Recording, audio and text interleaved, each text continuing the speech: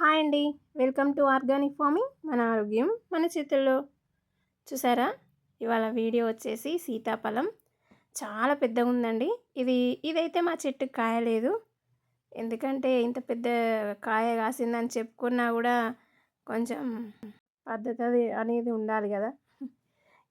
ఇది ఎక్కడిది అంటే మేము ధర్మవరం నుండి తెచ్చినాం. ఆంధ్రాకి వెళ్ళినాం కదా, అక్కడ పెద్ద పెద్ద సీతాఫలాలు ఉన్నాయండి. ఇవి మాత్రం హైబ్రిడే, మన సీతాఫలం కాదు. ఎప్పటి కాస్తూనే ఉంటాయి. ఇప్పుడు చాలామంది హైబ్రిడ్ పెట్టి పంటలు పండిస్తున్నారు, సీతాఫలాలు పండిస్తున్నారు కదా. ఇది ఎందుకు తీసుకొచ్చామంటే ఈ గింజలు మళ్ళీ గార్డెన్లో పెడితే మొలుస్తాయేమో అని తీసుకొచ్చినాం. చూద్దాం మొలుస్తాయో లేదో. 2 తీసుకొచ్చినాం. ఇవి ఒకటి పండు వండింది, ఇంకొకటి కొంచెం గట్టిగానే ఉంది. చూపిస్తా ఆ కాయ కూడా. ఫస్ట్ అయితే మీరే తినండి.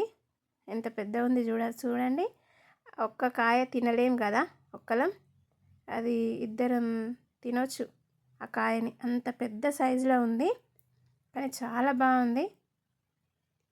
చాలా బాగానే ఉంది కానీ హైబ్రిడ్ కదా, ఆరోగ్య ప్రయోజనాలు కూడా కొంచెం తక్కువనే ఉంటాయి.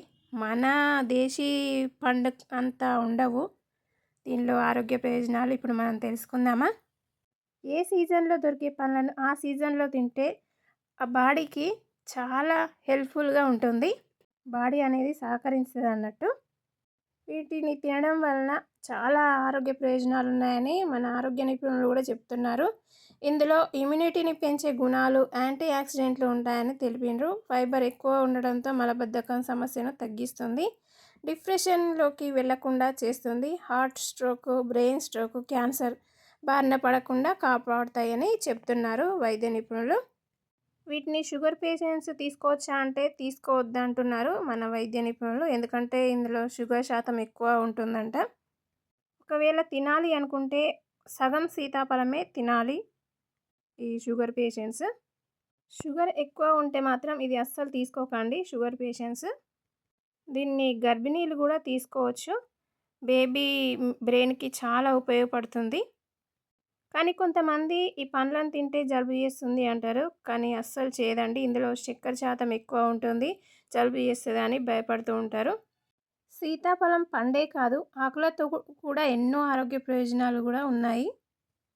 ఈ సీతాఫలం ఎప్పుడు తినాలి అంటే పొద్దున లేదా మధ్యాహ్నం తిన్న తర్వాత ఈ పండు తినాలి.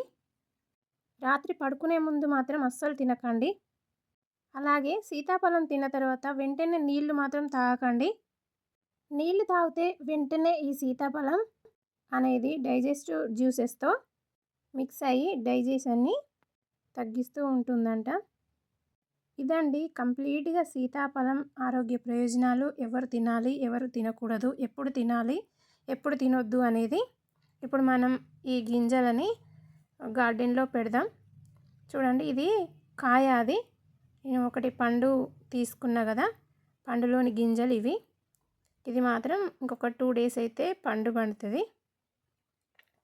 ఇప్పుడు ఈ గింజలని మనం గార్డెన్లోకి పెడదాం. అంత పెద్ద పండులో ఎన్ని గింజలు వచ్చాయో చూడండి. ఇది హైబ్రిడ్ అనడానికి సందేహమే లేదండి. చూసారా, ఇవి మాత్రం అల్కగా ఉన్నాయి. మన సీతాఫలం గింజలు బరువు ఉంటాయి, ఇవి మాత్రం చాలా అల్కగా ఉన్నాయి. ఇవి మనం గార్డెన్లోకి పెడదాం.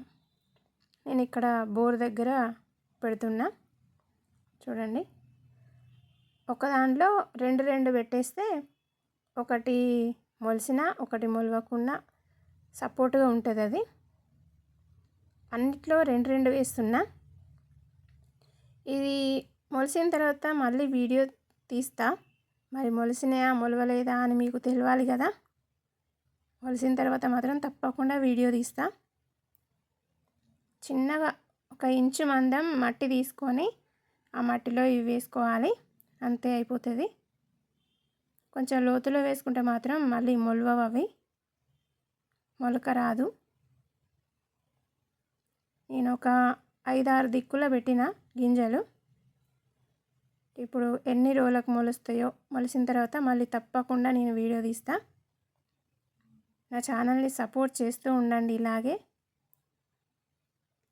ఇంకా కొన్ని గింజలు మిగిలిపోయినాయి, ఇవి మొలిసిన తర్వాత మళ్ళీ పెడదామని నేను ఆపేసిన. చూడండి, కొన్ని గింజలైతే మళ్ళీ ఎండలో వేస్తా, ఎండిన తర్వాత దాసి పెడతా. ఇదండి ఇవాల్టి వీడియో. ఈ వీడియో కనుక మీకు నచ్చినట్లయితే ప్లీజ్ లైక్, షేర్, సబ్స్క్రైబ్ చేయండి. మరొక మంచి వీడియోలో కలుద్దాం. అంతవరకు సెలవు మరి.